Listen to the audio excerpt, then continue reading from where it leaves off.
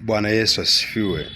Nataka nikwambie, habari ya mjini ni Yesu. Unajua, unaweza ukapata vyote, ukapata vingi, ukawa na majumba, ukawa na magari, ukawa na mapesa, ukamiliki viwanda, lakini mwisho wa siku vinakupeleka wapi? Ukifa unaviacha vyote. Lakini habari ya mjini ni kumwamini Yesu Kristo kama Bwana na Mwokozi wa maisha yako. Sio hasara. Maandiko yanasema ukimkiri Yesu Kristo kuwa Bwana na Mwokozi wa maisha yako utaokoka. Yesu ni mzuri sana. Hafu nikwambie nini? Wewe ni wa thamani mno. Ni wa thamani sana mbele za Bwana. Acha kujiona wa kawaida.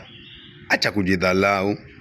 Acha kujidinai. Unapoishi kwa imani ya kwamba wewe Mungu amekuthamini alipokuumba.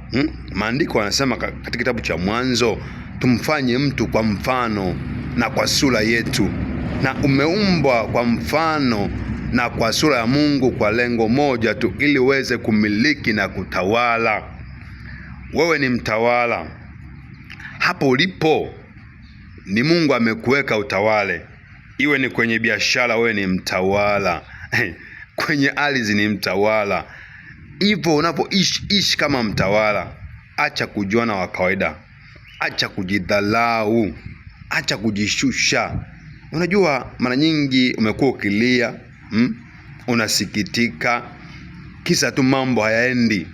Lakini siku ya leo nakuambia ya kwamba kila kitu kinatengenezwa na Mungu. Mungu ndiye mwanzilishi wa mambo yote.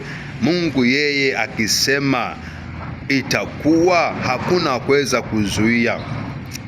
Baraka zako ziko mikononi mwa Mungu. Furaha yako iko mikononi mwa Mungu. Mungu ni wa thamani sana, na wewe ni wa thamani, maana umeumbwa kwa mfano wa sura ya Mungu. Upendo wa Mungu ni wa thamani mbele zako. Mimi kama mchungaji, Bwana ameniita na amenituma nikuletea habari njema siku ya leo, ya kwamba mpokee Yesu kuwa Bwana na Mwokozi wa maisha yako. Utaishi maisha mazuri duniani, lakini kikubwa mbingu ni kwa ajili yako. Na kuomba utakaposikia sauti njema, popote ulipo, mpokee Yesu awe Bwana na Mwokozi wa maisha yako. Mungu akubariki sana na kupenda katika upendo wa Mungu. Amen.